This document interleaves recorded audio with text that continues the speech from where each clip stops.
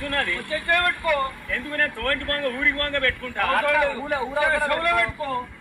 ఈ చెవులో పెట్టుకో. నీ ఒక్కరి వినుకుంటావు. మాకేం తినిపిస్తారు ఇక్కడ? ఎందుకు తినిపిస్తారు? మాకు అవసరమా? ఇక్కడ ఓ సోదరుడు బైక్ మీద పోతూ దేవుని పాట పెట్టుకొని పోతూ ఉన్నాడు. అతనిని ఆపేసి, ఆ పాటలు పెట్టొద్దు, నీ ఇంట్లో పెట్టుకో, నీ చెవుల్లో పెట్టుకో, మాకు వినబడద్దు అని రాద్ధాంతం చేసినాడు ఈ తాగిన విధవ. అదే ఏ సినిమా పాటలో అయితే ఏ అభ్యంతరం చెప్పేటోళ్ళు కాదు. ఇక వారి పండుగలు పబ్బాలప్పుడు రోడ్ల మీదనే పందిర్లు వేసి మైకులు పెట్టి అందరికీ వినిపిస్తారుగా. ఏమన్నా అంటే ఇది మా దేశం, మా ఇష్టం అంటారు. ఇక్కడో బట్టల షాపు, బాబా బట్టల షాపు. బాబా అనే పేరు ఎలా నువ్వు పెట్టుకుంటావని ఓ ముస్లిం షాపు యజమానిని నానా యాగి చేస్తారు బజరంగ్ దళ్ ఆర్ఎస్ఎస్ గూన్స్. అప్పుడు ఓ యువకుడు వెళ్ళి, మీకేమయ్యింది, మీరెవరు అడగడానికి అంటూ వారిని ఆపుతాడు. అప్పుడు వారు నీ పేరేంటి అని అంటారు. అతను స్పాంటేనియస్గా నా పేరు మహమ్మద్ దీపక్ అంటాడు. ఆయన మీదకి ఎగబడతారు. ఆయన ఏమన్నా మామూలు వ్యక్తా, బాడీ బిల్డర్, అందరినీ తోసిపడేస్తారు.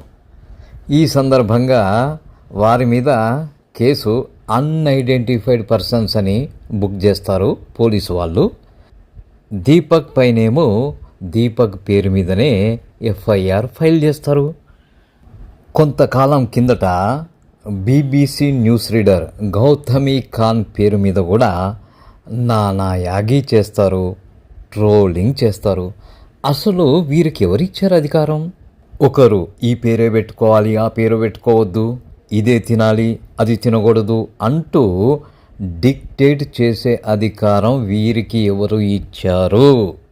ఇప్పుడు భారతీయులు, హిందువులు ప్రపంచమంతటా ఉన్నారు, అన్ని దేశాల లోపల ఉన్నారు.